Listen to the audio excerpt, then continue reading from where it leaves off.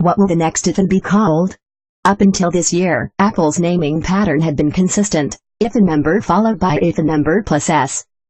iPhone, 2007 iPhone 3G, 2008 iPhone 3GS, 2009 iPhone 4, 2010 iPhone 4s, 2011 iPhone 5, 2012 iPhone 5s, 2013 iPhone 6, 2014 iPhone 6s, 2015 iPhone 7, 2016. But 2017 changed everything. Instead of iPhone 7s, we got iPhone 8, iPhone X, iPhone 10. So, what follows iPhone 8 and iPhone X? Will it be iPhone 9 and iPhone X2? Just iPhone 9 or iPhone X2? Something else entirely? Apple can name the next iPhone anything it wants. iPhone 9. iPhone X2. iPhone Edition. iPhone Pro. iPhone Mother of Dragons. It's purely a marketing decision. For the sake of simplicity, iPhone 9 will be used in our rumor roundup until we hear otherwise. Will there be an iPhone 9 Plus or an iPhone 9 SE? Quite possibly. The advantage of iPhone X is that it puts a bigger than iPhone Plus display into a roughly the same size casing as a regular iPhone. That leaves open two possibilities: iPhone 9 Plus, same size as iPhone 8 Plus but with an even bigger, 6-inch-ish display. iPhone 9 SE, same size as iPhone SE but with an iPhone 8, like 4.7-inch-ish display. When will the iPhone 9 be released?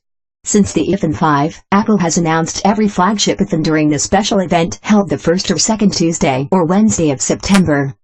iPhone 5, September 12, 2012 iPhone 5s, September 10, 2013 iPhone 6, September 9, 2014 iPhone 6s, September 9, 2015 iPhone 7, September 7, 2016 iPhone 8, September 12, 2017 iPhone X, September 12, 2017. Likewise, since the iPhone 5, Apple has shipped every flagship iPhone the second Friday following the event, with the exception of the iPhone 6s in 2015, which shipped the third Friday following the event, and iPhone X, which shipped on November 3rd.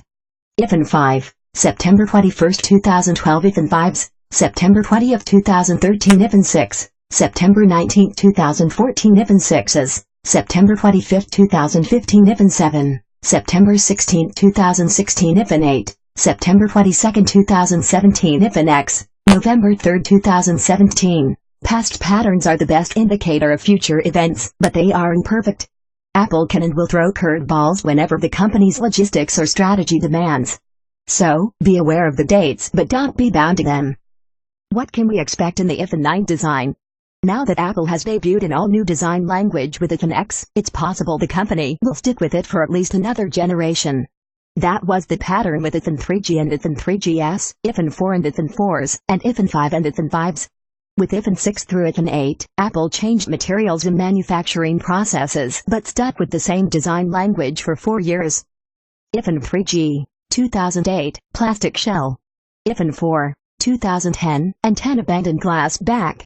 iPhone 5, 2012, 16:9 aspect ratio, chamfered edges. iPhone 6, 2014, bigger screens, rounded edges.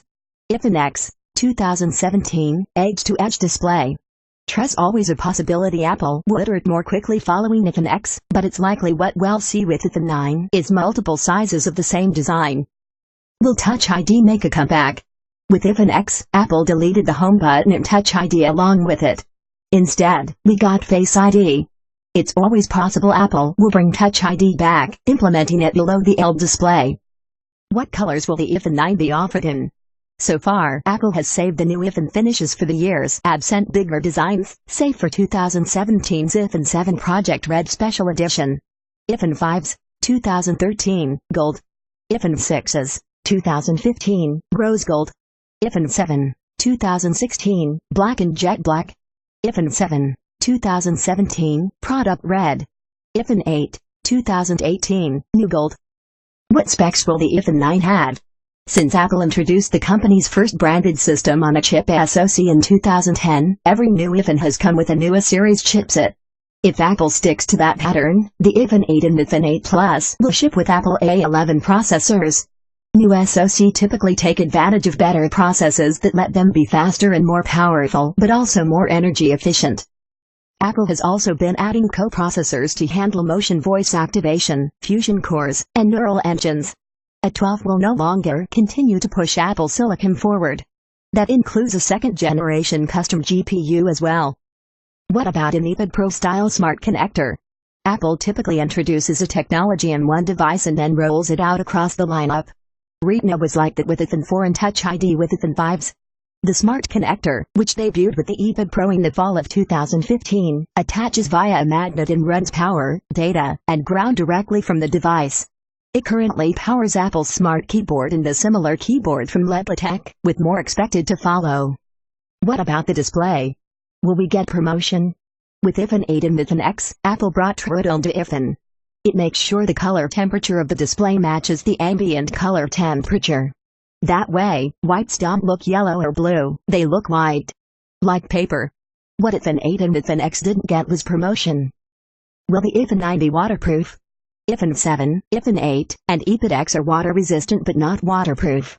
Rated IP67, they can survive accidental splashes, dunks, and floods, but isn't rated as highly as some competing phones from Samsung and others.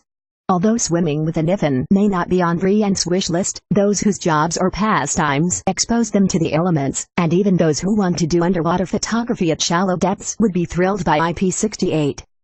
Will the iPhone 9 have distance charging? iPhone 8 and iPhone X introduced inductive charging to iPhone. It uses the key standard, though, and currently requires the iPhone to be placed in direct physical contact with the charging pad. There have been rumors for a while that suggest Apple is also working on resonant inductive coupling, which would let devices charge even at a distance. The greater the distance, the lower the efficiency. So, instead of having to put the iPhone in direct contact with the charging pad, you can simply put it down anywhere nearby the power station.